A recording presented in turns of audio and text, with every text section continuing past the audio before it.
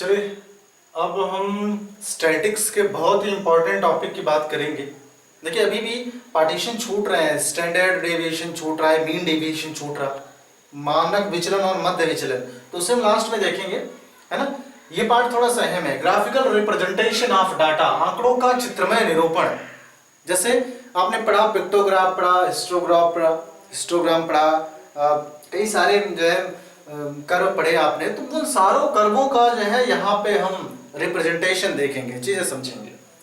तो सबसे पहली बात आती है कि ग्राफिकल रिप्रेजेंटेशन ऑफ डाटा है क्या। देखिए, जिन चीजों को हम नॉर्मल जो है वे में बता नहीं सकते, जिनके रिप्रेजेंटेशन में बहुत ज्यादा हमें समय लगता है, हम कोशिश करते हैं कि उन्हें एक छोटे छोटे जो है मानक दृश्यों से दिखाया जाए, जिससे आपका फंडा, आप पेपर देखते ही फंडा आपका क्लियर हो जाए। मतलब आंकड़ों का चित्रमय निरूपण लाइफ में या जीवन में इसलिए महत्वपूर्ण है क्योंकि आपके पास इतना समय नहीं कि किसी भी कोई भी सर्वे हुआ, आपके लिए इतना समय रहे कि आप 2 घंटे बैठ के उसके बारे में डिस्कस करिए। आपको छोटा सा चार्ट मैंने बना के दे दिया, 2 मिनट में आप समझ गए कि हाँ, ये पूरे गांव का निरीक्षण मैंने किया, इतने पुरुष, इतने बच्चे और इतनी महिलाएं, इसका मतलब गांव की जनसंख्या टोटल इतनी है। क्लियर है। तो आंकड़ों का जो है चित्रमय निरूपण इसलिए आवश्यक है क्योंकि हम थोड़े सूक्ष्म सॉल्यूशन में, थोड़े सूक्ष्म अध्याय में ही हम अपनी पूरी कहानी समझ जाते हैं।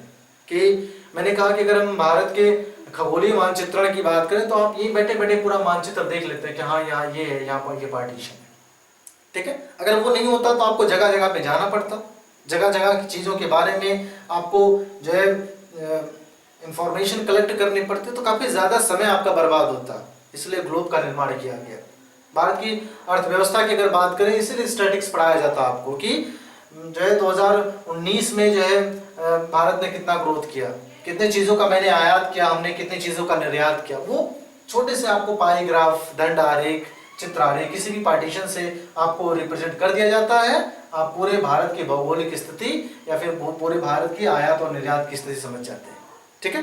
तो इसीलिए आंकड़ों का चित्रमय निरूपण जीवन में बेहद आवश्यक है, और इसीलिए आपका कैलकुलेशन का पार्ट कम से कम हो और सरलतम रूप में सामने आए।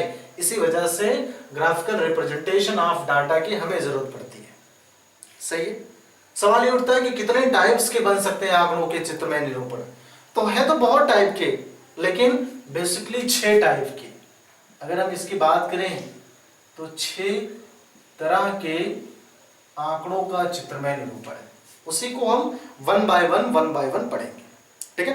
पहले की अगर हम बात करें, पहला कौन सा है, तो आप कहेंगे स्तंभ चार्ट, जिसे आप कहते हैं स्तंभ चार्ट, जिसे आप कहते हैं बार चार्ट। पहला, ठीक है। हम इसको बारी बारी से डिस्कस करेंगे कि कौन से पार्टीशन इसमें होने चाहिए। दूसरा, आयत चित्र, हिस्टोग्राम, आयत चित्र, जिसे आप कहेंगे हिस्टोग्राम, ठीक है। तीसरे पार्टीशन किसमें बात करें, आप इसे कहेंगे बारंबारता बहुभुज, बारंबारता बहुभुज। चौथा, बारंबारता वक्र, बारंबारता वक्र, या इसे आवृत्ति वक्र के भी नाम से जाना जाता है, आवृत्ति वक्र, ठीक है। अब बारंबारता बहुभुज की बात करें तो फ्रीक्वेंसी पॉलीगन लिखेंगे आप इसे। तो इंग्लिश थोड़ा ब्लैक से कर लेते हैं, जो बच्चे इंग्लिश में थोड़ा सा कंफर्ट फील करते हैं, उन्हें डाउट ना हो, तो आपने लिखा हुआ फ्रीक्वेंसी पॉलीगन, फ्रीक्वेंसी पॉलीगन। इसे आप क्या कहेंगे, फ्रीक्वेंसी कर्व, इसे आप कहेंगे फ्रीक्वेंसी कर्व, ठीक है। तो स्तंभ चार्ट हो गया, आयत चित्र हो गया, बारंबारता बहुभुज हो गया, बारंबारता वक्र हो गया। पांचवें पार्टीशन की बात करें तो आप इसे कहेंगे संचयी बारंबारता, संचयी बारंबारता वक्र, या फिर एक और स्पेशल नाम से इसे जाना जाता है, जिसे हम आपने सुना होगा तोरण, आर तोरण। अब इसकी इंग्लिश तो थोड़ी सी ध्यान करनी पड़ेगी कि तोरणों को इंग्लिश में क्या कहते हैं। लेकिन ये तो पता ही है, संचय बारंबारता वक्र को आप कहेंगे कम्युलेटिव फ्रीक्वेंसी कर्व, ठीक है। लेकिन अगर इसकी बात करें त्वरण की, तो इसको तो क्लियर कर लीजिएगा आप। और एक छठा पार्टीशन बचता है पाई चार्ट। पाई चार्ट, तो आप इसे लिखेंगे पाई चार्ट, है ना। एक और हिंदी इसकी पूछी गई है, आलेख चित्र या आलेख चित्र। ये 6 है और एक छोटा सा इसका पार्ट है, 7वां पार्ट, जिसे आप कहेंगे पिक्टोग्राफ। जिसे आप कहेंगे पिक्टोग्राफ, या फिर इसका एक और नाम है मानचित्र। मानचित्र, ये हो गया पिक्टोग्राफ।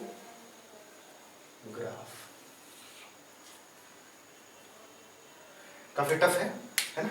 हालांकि आप धीरे धीरे पढ़ेंगे सारी चीजें क्लियर हो जाएगी। तो इन 7 टॉपिक पर हम ग्राफिकल रिप्रेजेंटेशन ऑफ डाटा पढ़ेंगे, है ना। देखने में थोड़ा सा डर लग रहा है, कितने प्रोसेस तो आपने पढ़े ही नहीं। देखिए इसमें से बारंबारता बहुभुज के बारे में बड़े कम बच्चों ने पढ़ा होगा।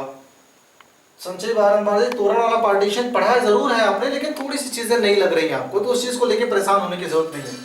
इन 7 पार्ट में हम ग्राफिकल रिप्रेजेंटेशन ऑफ डाटा पढ़ेंगे। पहला स्तंभ चार्ट, जिसे आप बार चार्ट कहेंगे। आयत चित्र हो गया, बारंबारता बहुभुज हो गया, बारंबारता वक्र हो गया, संचयी बारंबारता वक्र हो गया, पाई चार्ट या फिर आलेख चित्र हो गया, और लास्ट में पिक्टोग्राफ, जिसे आप मानचित्र कहते हैं, ये पार्टीशन हो गया। तो इन 7 पार्टीशन पे डिस्कस करेंगे, लेकिन ये 6 पार्टीशन थोड़े से ज्यादा अहम है, काफी इंपॉर्टेंट है ना। 1 बाय 1 हम डिस्कस करेंगे सारी चीजों को। तो नोट्स जो बच्चे बना रहे हैं थोड़ा सा क्लियर बनाइएगा। कंसेप्ट सारे के बिल्कुल अलग हैं, कुछ आपस में कोरिलेट करके बनाए गए हैं और कुछ का डेफिनेशन बिल्कुल अलग है, ठीक है। तो सबसे पहली बात तो आपने ये क्लासिफिकेशन देख लिया, classification of graphical representation of data. तो मेरे हिसाब से इसमें कोई समस्या आपको नहीं होने वाली, क्लियर। 1 बाय 1 सारे पार्टीशन के बारे में पढ़ेंगे, लेकिन सबसे पहले हमें यह जानना जरूरी है कि एक्चुअल में चार्ट की आवश्यकताएं क्या क्या है और चार्ट बनेगा कैसे, क्या क्या नेसेसरी कंडीशन है चार्ट की। तो सबसे पहले हम स्तंभ चार्ट के बारे में डिस्कस करेंगे, क्लियर। जितने भी हैं सारे पार्टीशन को डिस्कस करेंगे, एक एक एग्जांपल लगाएंगे, क्लियर है। चलिए पहला पार्टीशन देंगे इसमें, स्तंभ चार्ट।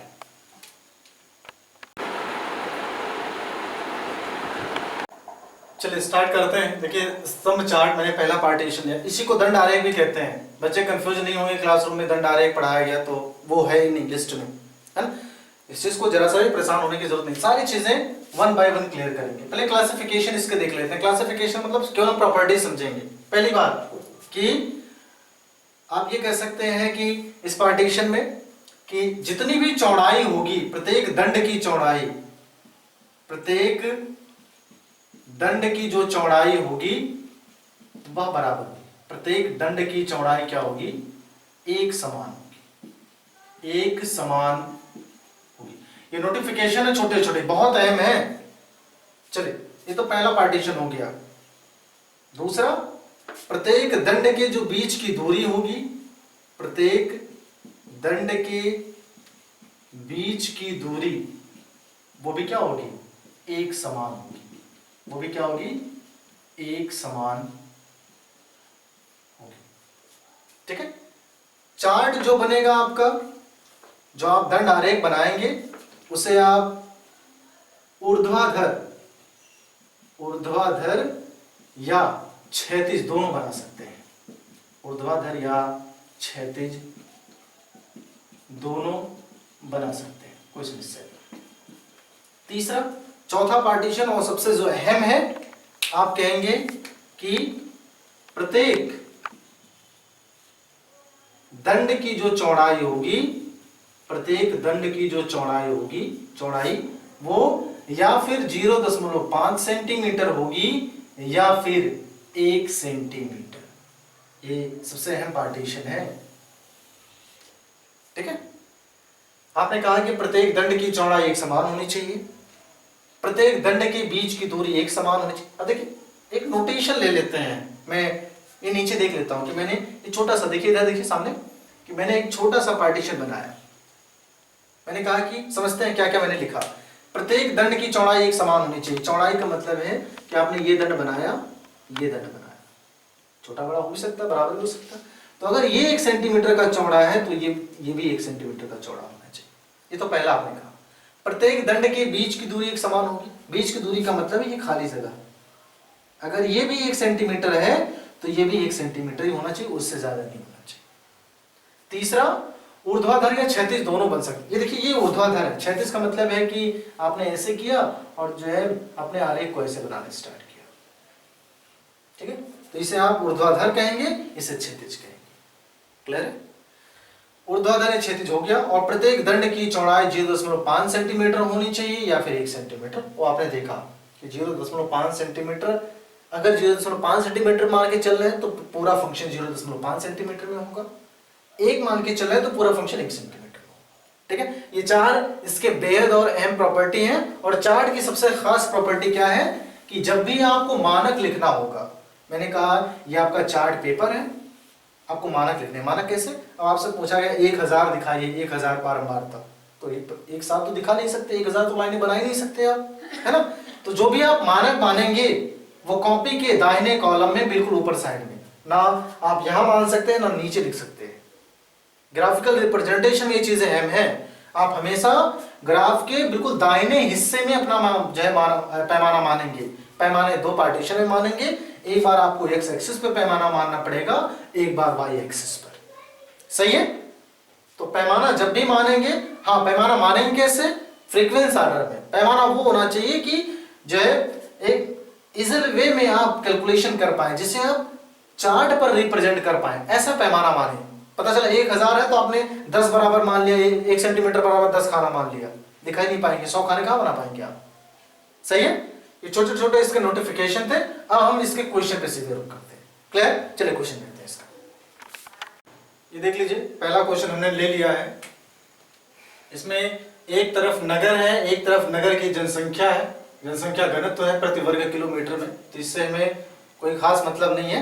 रिप्रेजेंटेशन कैसा किया जाए, एक चीज का ध्यान रखिएगा, जनसंख्या हो या फिर जनसंख्या घनत्व हो, उसे आप हमेशा वाई एक्सिस पर दिखाएंगे। तो देखिए मैंने कहा कि ये देखिए हमेशा ये जो क्षैतिज रहेगा इसे हमेशा आप एक्स एक्सिस, और ये ऊर्ध्वाधर जो खड़ी रहेगी उसे हमेशा आप वाई एक्सिस कहेंगे, और बीच में ओरिजिन तो रहता ही रहता है, ठीक है। मतलब आपसे जब जनसंख्या की बात की जाएगी, नगरों की बात की जाएगी, वर्ग अंतराल की बात की जाएगी, तो उसे आप हमेशा एक्स एक्सिस पर दिखाएंगे। सही है?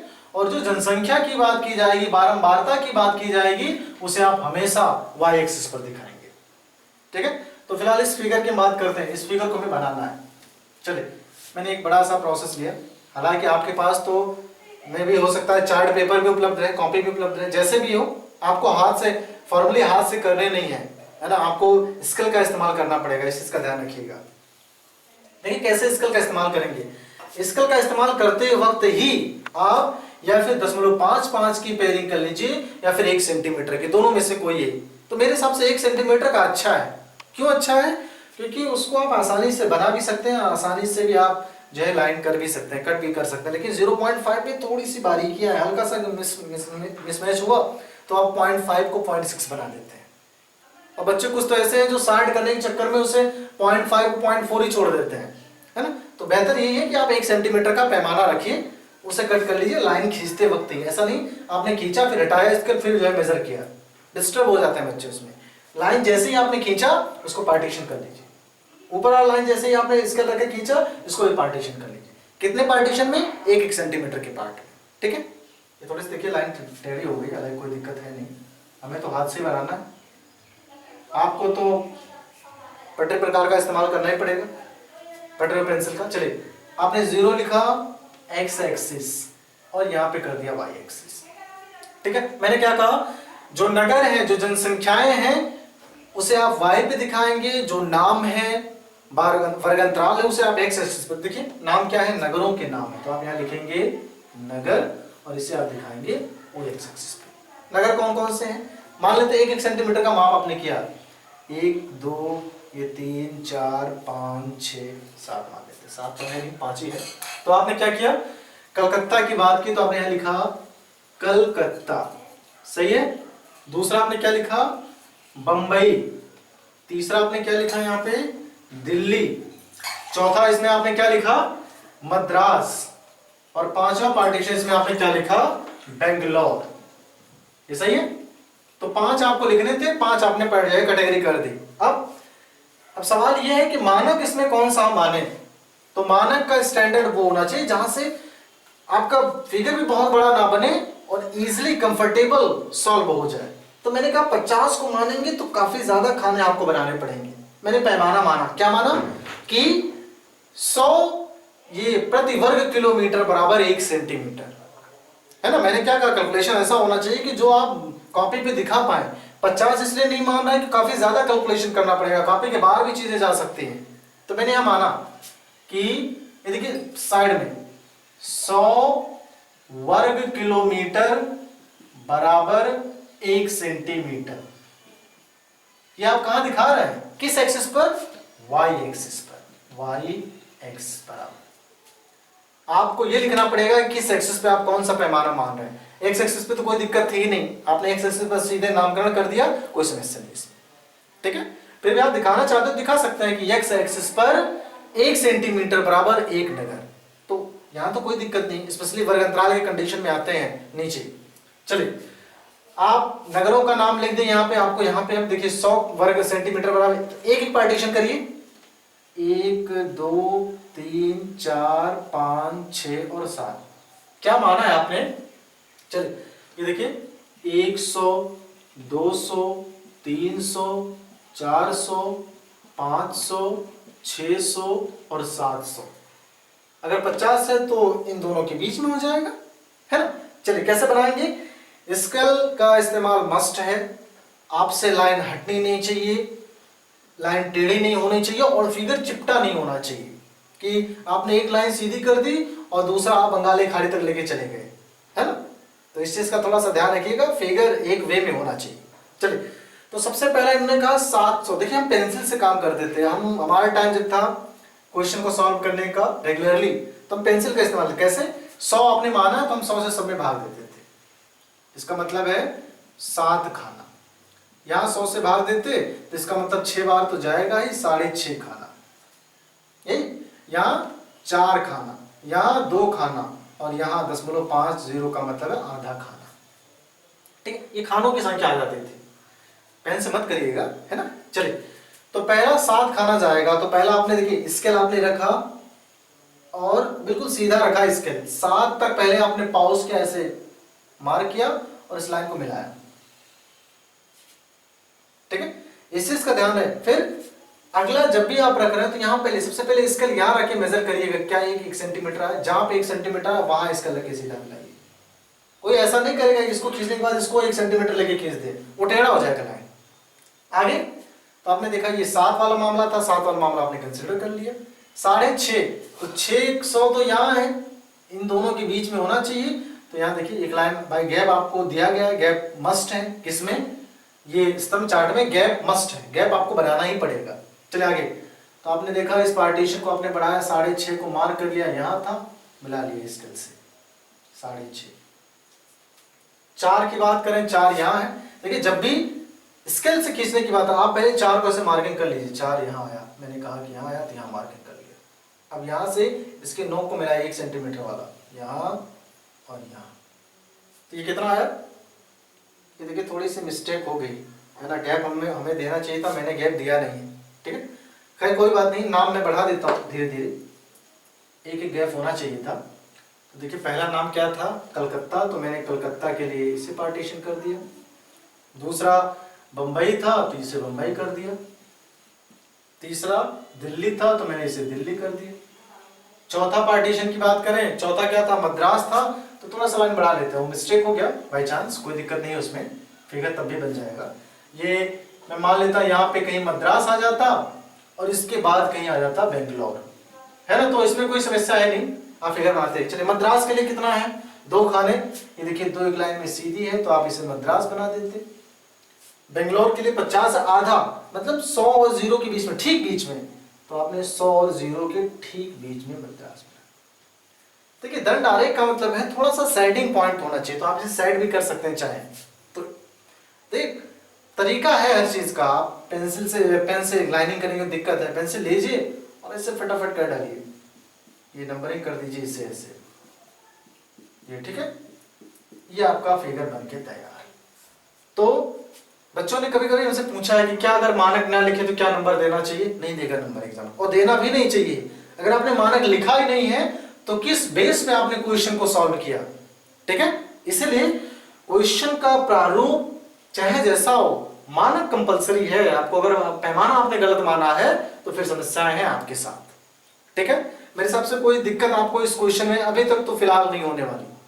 आप y एक्सिस पे कौन सा पैमाना मान रहे हैं उसको करना पड़ेगा, x एक्सिस पे कौन सा पैमाना मान रहे हैं उसको करना पड़ेगा। एक चीज का खास ध्यान रखिएगा, फिगर आपके टेढ़े नहीं होने चाहिए, कहीं बीच में मोटा नहीं, किनारों पर पतला नहीं हो सकता। फिगर की जो विड्थ है, जो मोटाई है प्रत्येक दंड आरेख की, वो बराबर होनी चाहिए। इनके बीच देखिए, अगर आपने दंड आरेखों के बीच का गैप मेंटेन कर लिया तो इनके जो बीच का, दो दंड आरेखों के बीच का जो गैप है वो ऑटोमेटिक मेंटेन हो जाएगा, उसे मेंटेन करने की जरूरत नहीं है आपको। ठीक है, बाकी इस क्वेश्चन में मेरे हिसाब से कोई दम दिख नहीं रहा, थोड़ा सा टाइम टेकन है क्योंकि मुझे फ्री हैंड से बनाना है और आपको कॉपी में with the help of pencil और स्केल से आपको काम करने हैं, तो थोड़ा सा आपको समय ज्यादा लगने वाला है। क्लियर है? चलिए आगे चलते हैं इसमें। चलिए देखिए, आज चित्र में नेसेसरी कंडीशन ये है कि इसमें सबसे पहली बात तो वर्ग अंतराल आपको दिया जाएगा, पहला कंडीशन। और डेफिनेट है, अगर वर्ग अंतराल है तो वर्ग अंतराल के साथ साथ बारंबारता का भी जिक्र होगा क्वेश्चन में, ये दो चीजें गिवन रहेंगी। खास बात क्या है, आयत चित्र देखिए हिस्टोग्राम सबसे डिफरेंट है। क्यों डिफरेंट है? कि दो कंडीशन इसमें बनते हैं। पहला कि अगर वर्ग अंतराल बराबर हो, अगर वर्ग अंतराल एक समान हो, अगर वर्ग अंतराल एक समान है, और दूसरा अगर वर्ग अंतराल असमान हो, अगर वर्ग अंतराल असमान हो। मजा आएगा इस क्वेश्चन में, क्योंकि ये पहला क्वेश्चन है जहां पे आपको एक नॉर्मल कंडीशन के साथ साथ एक नेसेसरी कंडीशन भी मिल रहा है। देखिए, अगर वर्ग अंतराल एक समान है, एक समान कहने का मतलब कैसे? देखिए, इसका एग्जांपल अगर समझे तो आप कहेंगे 0 से 10, 10 से 20, 20 से 30, 30 से 40, 40 से 50। ये कंडीशन है कि अगर वर्ग अंतराल एक समान है ना? तो अगर वर्ग अंतराल एक समान है तो जो आयत चित्र बनेगा आपका वो एक समान होगा, वह एक समान होगा। मतलब अगर आयत चित्र की जो है वर्ग अंतराल एक समान है तो उस आयत चित्र की लंबाई चौड़ाई, लंबाई तो नहीं कह सकते लेकिन चौड़ाई जो होगी वो एक समान होगी। ठीक है, प्लस दोनों दंड आरेखों के बीच का जो गैप है वो भी एक समान होगा। किस कंडीशन में? जब वर्ग अंतराल एक समान दिया गया। सवाल ये उठता है कि अगर वर्ग अंतराल असमान तो एग्जाम्पल कैसे होगा? अगर वर्ग अंतराल असमान है तो फिर आयत चित्र की जो चौड़ाइयां हैं वो घट भी सकती हैं, बढ़ भी सकती हैं। अगर फ्रीक्वेंसी ज्यादा है तो चौड़ी हो जाएंगी, फ्रीक्वेंसी कम है तो पतली हो जाएंगी। इसका मतलब है, अच्छा एग्जांपल क्या होगा वर्ग अंतराल अगर असमान है? मैंने कहा 0 से 10, 10 से 15, फिर यहां ले लिया 20 से 30, फिर ले लिया यहाँ पे 30 से 60। देखिए वर्ग अंतराल सेम है ही नहीं। कैसे? 10 में से 0 घटा, यहाँ पे 10, यहाँ पे वर्ग अंतराल 5, यहाँ पे 10, यहाँ पे 30, है ही नहीं बराबर, और प्रीवियस वाले में बराबर था।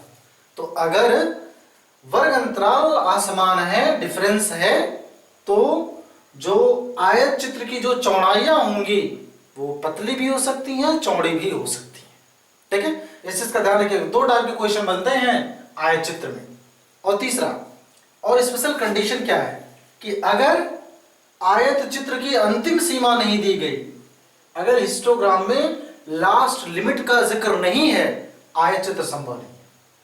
फिर से, अगर क्वेश्चन में अंतिम जो वर्ग अंतराल है वो नहीं दिया गया, जैसे देखिए कैसे 0 से 10, 10 से 20, 20 से 30, डॉट डॉट डॉट डॉट या इन्फिनेटिव कर दिया है, तो इसका आप आयत चित्र नहीं बना सकते। क्लियर है? तो ये तो नेसेसरी कंडीशन में आ जाता है कि अगर अंतिम सीमा नहीं दी गई है तो आप आयतचित्र नहीं बना सकते, लेकिन ये दो स्पेशल कंडीशन है। तो हम पहले टाइप पे बात करेंगे कि अगर वर्ग अंतराल एक समान है तो आप उसका आयतचित्र कैसे बनाएंगे। क्लियर है? चलिए आगे देखते हैं। चलिए आयतचित्र, अब आप ये सोच रहे होंगे कि आयतचित्र में और दंड आरेख में क्या अंतर है। अंतर ये है कि दंड आरेख में एक के बाद एक गैप रहता है, लेकिन आयतचित्र में गैप नहीं रहेगा, गैप बिल्कुल भी नहीं रहेगा आयतचित्र की कंडीशन में। ठीक है, चलिए ड्रा करते हैं फिगर। तो ये कौन से कंडीशन में है? जब वर्ग अंतराल बराबर दिया गया हो। आप लिख लीजिएगा उसे कि अगर वर्ग अंतराल जो है वो समान है, वर्ग अंतराल समान है, तब आप कैसे बनाएंगे। तो सबसे पहले आपने एक फिगर ड्रा किया, 0 यहाँ पे x कर दिया, यहाँ पे y कर दिया, मानक आपको मानना है। अब देखिए दो मानक मानने पड़ेंगे आपको। क्यों मानने पड़ेंगे? वर्ग अंतराल भी दिया गया, बारंबारता भी दी गई है। तो सबसे पहले हम वर्ग अंतराल वाला पार्ट, मैंने क्या कहा, वो वर्ग अंतराल हो, नगर हो, शहर हो, सबको हम x एक्सिस पर दिखाएंगे, और जो हमारी बारंबारताएं हैं, जो जनसंख्या घनत्व है, हम उसे y एक्सिस पर दिखाएंगे। ठीक है, चलिए तो सबसे पहले आप लिखेंगे कि क्या मान रहे हैं आप। मैंने माना कि सबसे पहले आपने देखिए x एक्सिस पर मानेंगे आप बारंबारता कि 10 बारंबारता बराबर कितना, 1 सेंटीमीटर। 10 बारंबारता बराबर 1 सेंटीमीटर। ये देखिए बारंबारता मानेंगे कैसे। आप हायर में से लोअर घटा दीजिए, जितना आया उसको आप मान लीजिए कि वो 1 सेंटीमीटर के बराबर होगा। क्लियर? वो चाहे पहले से घटाइए चाहे दूसरे से घटाइए, वो समान है तो कोई दिक्कत नहीं। अभी आसमान वाला आएगा तो वहां थोड़ी समस्या आपको झेलनी पड़ सकती है। चलिए ये किस एक्सिस पर था? x अक्ष पर। सही, y अक्ष पर भी मानना पड़ेगा आपको। क्यों मानना पड़ेगा?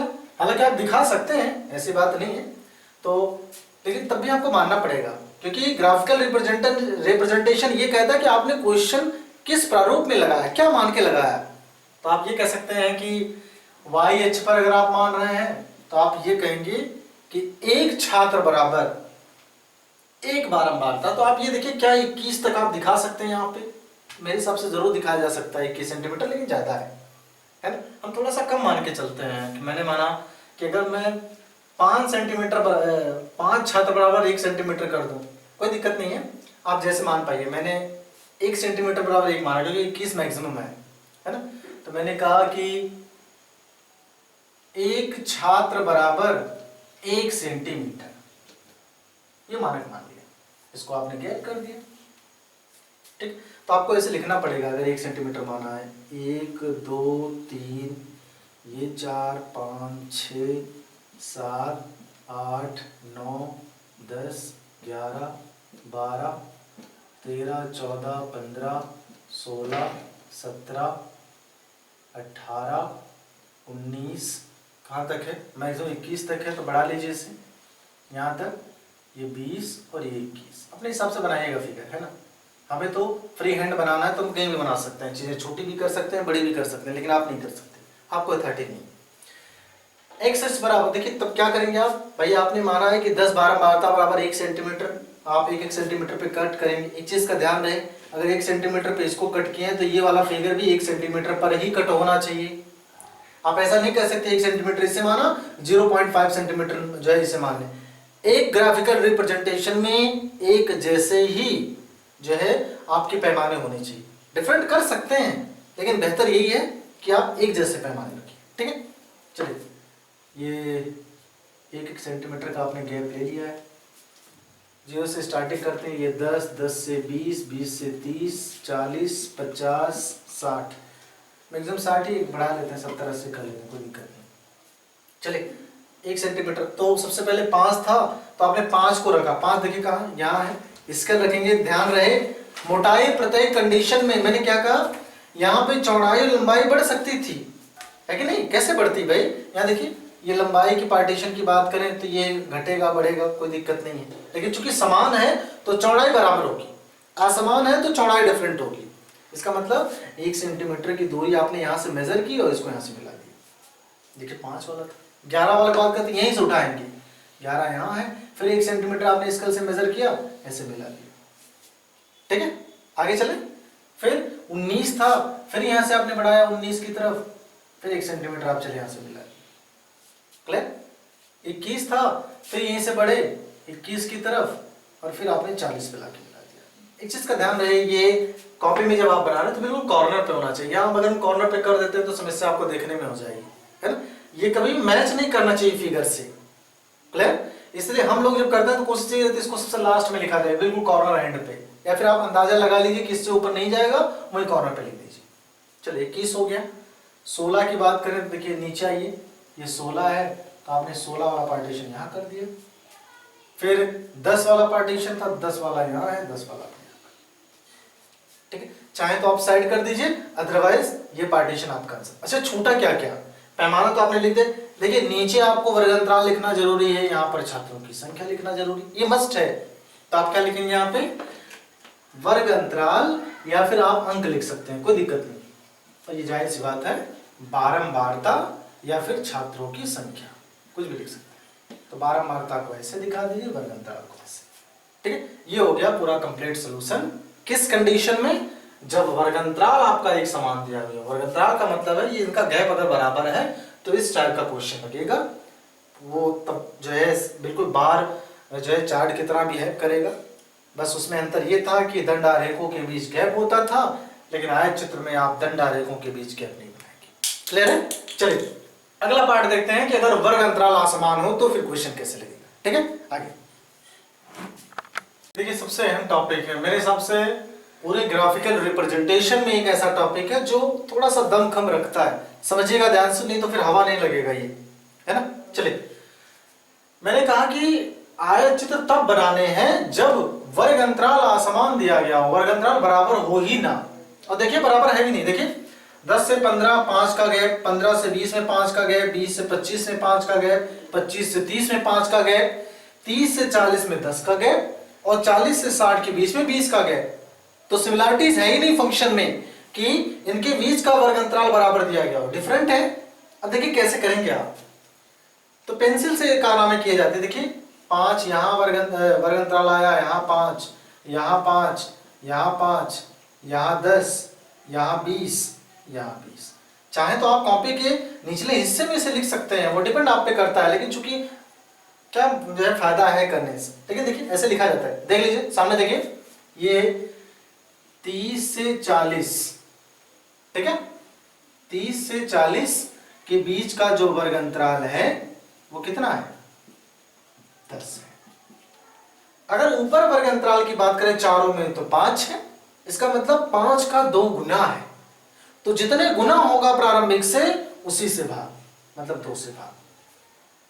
फिर से हम देखेंगे कि जिसकी संख्या ज्यादा है, 5 की प्रायिकता सबसे ज्यादा है, 4 बार आया, तो हम नीचे वाले को उसी कन्वर्जन में कन्वर्ट करने की बात करेंगे। तो मैंने कहा कि अगर वर्ग अंतराल की बात करें तो आपने देखा यहाँ पे वर्ग अंतराल 10 है, ऊपर में 5 था, तो मतलब 10 जो है वो 5 का 2 गुना है। इसका मतलब अगर हम 2 से भाग दे देंगे तब यह जाकर के 2 टुकड़ों में डिवाइड होगा। ठीक है, इसका मतलब अगर 2 से यहां भाग दे रहे हैं तो 2 से यहां भी भाग देंगे, इसका मतलब 2 छक्का 12। अब इसकी रियल जो है बारंबारता 6 है, अब ये बराबर होगा, मतलब प्रारंभिक से जितना गुना बारंबारता रहेगा उतने से हम भाग देंगे। अब देखिए नीचे आइए, नीचे देखते हैं, ये 40 से 60 लिखा गया, 40 से 60 आपसे कहा गया वर्ग अंतराल में। अब देखिए 40 से 60 कितना है, 20 है। 5 का कितना गुना है, 4 गुना, तो भाग किससे, 4 से। तो अगर यहां भाग देना तो यहां भी भाग देंगे, 4 तिया 12। सही है। नीचे भी आप आएंगे फिर से, ये देखिए 60 से 80 वर्ग अंतराल में जो बारंबारता का अंतर है कितना है, 20 है। 5 का कितना गुना है, 4 गुना, भाग किससे, 4 से। 4 पंजे 20, इसका मतलब 4 से यहां भी भाग, 4 गुना 8। एक बार फिर से समझ लेते हैं, बड़ा आसान है, बस इतना ही काम इसमें करना था, बाकी कुछ नहीं करना आपको। फिगर बनाने हैं जैसे है, इसको एक बार क्लियरली समझ लेते हैं फिर से। उस कंडीशन में जब वर्ग अंतराल समान दिया गया हो तो पहले हमारी कोशिश रहेगी कि हम वर्ग अंतरालों को समान बनाएं। कैसे बनाएंगे, हम ये देखेंगे किस वर्ग अंतराल की प्रायिकता सबसे ज्यादा है। मैंने कहा 5 के वर्ग अंतराल की प्रायिकता सबसे ज्यादा है, इसका मतलब शेष बचे हुए वर्ग अंतरालों को हम 5 की प्रायिकता में कन्वर्ट करने का प्रयास करेंगे, 5 वर्ग अंतराल में कन्वर्ट करने का प्रयास करेंगे। कैसे करेंगे कि जो अलग वर्ग अंतराल की जो है फंक्शन है, मेंबर है, वो देखेंगे वो प्रारंभिक बारंबारता से कितने गुने हैं। तो मैंने कहा 10, 5 का 2 गुना, जितने गुना होगा बारंबारता में हम उससे भाग देंगे। 2 गुना था तो मैंने 2 से भाग दिया। 20 है, 5 का कितना गुना है, 4 गुना, तो हम बारंबारता में 4 से भाग देंगे। फिर 20 अंतर आया, बारंबारता का कितना गुना प्रारंभिक का, 4 गुना, तो मैंने 4 से भाग दिया, 4 गुना। अब आपकी ये एक्चुअल बारंबारता आई 7, 9, 27, 15, 6, 3, 2। फिगर जो है मजेदार है। कैसे बनाएंगे फिगर, देख लेते हैं इसे। तो सबसे पहले आपने एक्स एक्सिस और वाई एक्सिस बनाया। चलिए, ये मैं मान लेता ये एक्स है, ये वाई है, ये ओरिजिन पॉइंट हो गया।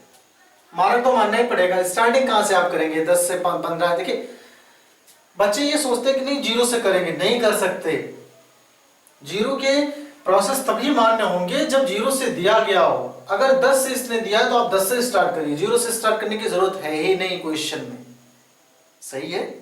चलिए देख लेते हैं इस क्वेश्चन को एक बार फिर से देख लेते हैं। इसमें तो मैंने इसे 10 माना, 0 माना ही नहीं, ये तो वो से ओरिजिन पॉइंट था। 10, 5, 5 का अंतराल था, तो एक 5 तो आप यहां लिखेंगे। देखिए जो आपने प्रारंभिक माना उसे लिखेंगे। मैंने माना कि 5 वर्ग अंतराल बराबर 1 सेंटीमीटर, किस एक्सिस पर, एक्स अक्ष पर।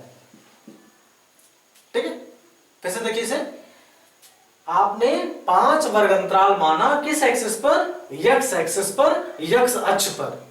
वाई पर भी मानेंगे, तो क्या वाई पर मानने की जरूरत है, बिल्कुल है। क्यों है, 27 काफी ज्यादा है। 1 सेंटीमीटर मानेंगे 27 पता नहीं कहां जाएगा, है। चलिए तो भाई वर्ग अंतराल हम मान लेते हैं इस पार्टीशन में। हालांकि इधर 27 है तो इधर कोई डाउट है नहीं। चलिए अब जो माना उसे लिखिए। 10, 15, 20, 25, 30, 35, 40, 45, 50, 55, 60, 80 तक है। सॉरी, बढ़ा लीजिए इसे और 65, 70 और 75, ये 80, थोड़ा सा 60 हो गया, कोई दिक्कत नहीं है इससे, है ना। मैंने स्टार्टिंग में बड़ा कर दिया, लास्ट में छोटा कर दिया, बट आप नहीं कर सकते। आपकी लंबाई जो कट पार्टीशन है वो बिल्कुल सेम होनी चाहिए। तो सवाल ये उठता है 27 में क्या माने इसमें, तो आप कुछ भी मान सकते हैं क्योंकि बीच का पार्टीशन है। तो मैंने कहा कि मैं ये मान ले रहा हूं कि 2 सेंटीमीटर बराबर, सॉरी 2 बारंबारता बराबर, या 2 गायों की संख्या बराबर 1 सेंटीमीटर। तो यहां देखिए वाई अक्ष पर क्या माना आपने, 2 गायों की संख्या बराबर 1 सेंटीमीटर। सही है, बनाइए सही। 1, 2, 3, 4, 5, 6, 7, 8, 9, 10, 11, 12, बढ़ा लीजिए और ऊपर तक 13 और 14। देखिए 13 दूना 26, 27 सबसे ज्यादा, इसलिए मुझे 13, 14 तक जाना पड़ा। चलिए बनाइए। एक चीज का ध्यान रहे, ये दंड आरेख नहीं, यहाँ गैप नहीं होना आपको। 10 से 15 के बीच में 7 है, अगर हम 2 से भाग देते तो 2 तिया 6, 3 बार जाता और कुछ शेष बचता तो 3.5। ऐसे आप ढूंढेंगे कि 3 तक तो जाएगा और 3 से कुछ ज्यादा, तो 3 से कुछ ज्यादा वाला पार्टीशन आपने ड्रा कर दिया। सही है। फिर से मैंने कहा कि आप कुछ भी मान सकते हैं, ऐसा नहीं कि 2 गायों, आप 5 गायों की संख्या बराबर 1 सेंटीमीटर मान सकते हैं, वो डिपेंड आप पे करता है। मुझे जो कंफर्ट लगा मैंने वो कर लिया। मुझे कंफर्ट लगा कि 2 गायों की संख्या बराबर 1 सेंटीमीटर, तो आप प्रत्येक फंक्शन में 2 से भाग देंगे। यहाँ 2 से भाग दिया 3, यहाँ भाग दीजिए 2 9 18 9.5, यहाँ भाग देते 13.5, यहाँ 2 से भाग देते कितनी आती वैल्यू, ये 7.5, यहाँ 2 से भाग देंगे 3, यहाँ 2 से भाग देंगे 1.5, यहाँ 2 से भाग देंगे 1। तो एक बार भाग देके देख भी लेते हैं, कोई दिक्कत नहीं। और चीजों को हाईलाइट कर दीजिए किन पार्टीशन पे आपको काम करना है, इन्हीं पार्टीशन पे आपको काम करना है। ये 1 है। चलिए, तो सबसे पहले आपने 3.5 लिया, बन गया। अब 9.8 की बारी है, तो यहीं से उठाएंगे 9 और सॉरी ये 8 नहीं है, 9.5 होना चाहिए। 9.5 का मतलब ये आधा, आधा आप कहीं भी मान सकते हैं, ये यहाँ पे सही। 13.5 यहीं से बढ़ते आप 13 और 14 के बीच में यहाँ आ गए, ठीक 1 सेंटीमीटर का गैप लिया, यहाँ आ गए। मैंने क्या कहा कि अगर जब वर्गंतराल असमान हो तो लंबाइयां, ये जो पट्टियों की विड्थ है, जो चौड़ाइयां हैं, वो बड़ी भी हो सकती है, छोटी भी हो सकती है। अभी देखें कैसे। चलिए अब गैप भी देखते चलिए। 10 से 15 आपने देखा, 15 से 20 देखा, 20 से 25, 25 से 30 भी, 25 से 30 कितना है 7.5। ये देखिए 7.5, 25 से 30 आ गया। समझिएगा, जहां पे समान है वहां दिक्कत जरा सा भी नहीं है, दिक्कत वहां से स्टार्ट हुई जहां पे असमान है। अब 30 से 40 चलना है, मतलब इसमें नहीं बनाना है, ध्यान से देखिए। 30 से 40 यहाँ है, इसका मतलब इन दोनों के बीच में गैप कितना रहेगा 3 का। 3 तक ही पट्टी आपको जाएगी, देखिए 3 तक पट्टी यहाँ है, जाना कहाँ है 40 तक, ये हो गया 40। देखिए अब अंतर आना शुरू हुआ, अब अंतर आना शुरू हुआ क्वेश्चन में। आगे 40 से 60 में 1.5, देखिए 40 से 60 यहाँ तक है, 1.5 का मतलब है 1.5 पे, 40 से 60, इसी अंतर की बात कर रहे थे क्वेश्चन में। फिर 20, 1 का गैप है कहां से 60 से 80 में, तो 60 से देखिए यहाँ पे थोड़ा सा मोटा कर देते हैं, 1 से 80। अब आपको लिखना भी जरूरी है, देखिए ऐसे लिखेंगे आप, ये 1.5, 3, 7.5, 13.5, 9.5 और 3.5। अब जाकर के आपका आंसर क्लियर होगा, लेकिन अभी भी चीजें मिसिंग है। क्या मिसिंग है, आपको लिखना पड़ेगा दूध यहां लीटर में, मार्क लगा दीजिए, और इधर आपको लिखना पड़ेगा गायों की संख्या, ऐसे तीर का निशान लगा। अब जाके आपका पूरा जो फंक्शन है, पूरा जो आंसर है, वो जाके क्लियर होगा। ठीक है, एक बार फिर से इसमें देख लेते हैं। रिवाइज पार्टीशन में क्या है, मानने वाला पार्टीशन अहम है, पैमाना आप क्या मानते हैं, ये थोड़ा सा ज्यादा रोल निभाता है क्वेश्चन में। ठीक है, इसका रोल अहम है और ये बहुमूल्य भी है क्वेश्चन के दृष्टिकोण से। आप कैसे इसे लगाते हैं वो डिपेंड आप पे करता है। लेकिन एक चीज का ध्यान रखिएगा कि आयत चित्र 2 प्रकार के बनते हैं, जब वर्ग अंतराल समान हो और जब वर्ग अंतराल असमान हो। अगर वर्ग अंतराल समान है तो बार ग्राफ और हिस्टोग्राम में जरा सा भी अंतर नहीं है। बस अंतर क्या है कि वहां पे दंड आरेखों के बीच गैप होता है, जबकि आयत चित्र में दंड आरेखों के बीच गैप नहीं होगा। सही है। दूसरा, जब वर्ग अंतराल असमान है तब भी दंड आरेखों के बीच गैप नहीं होगा, लेकिन क्वेश्चन की आवश्यकता अनुसार पट्टियों की जो विड्थ है, पट्टियों की जो चौड़ाई है, वो घट बढ़ सकती है। सही। यू सी एग्जाम्पल, ये पूरा एग्जाम्पल था। तो मेरे हिसाब से ये आयत चित्र बेहतर तरीके से आपको समझ में आया होगा। की पॉइंट क्या है, ये कन्वर्जन। अच्छे से देखिएगा इसे, अगर इस कन्वर्जन करने में आप फंसे तो बड़ी समस्या झेलने वाले हैं आप सभी। ठीक है।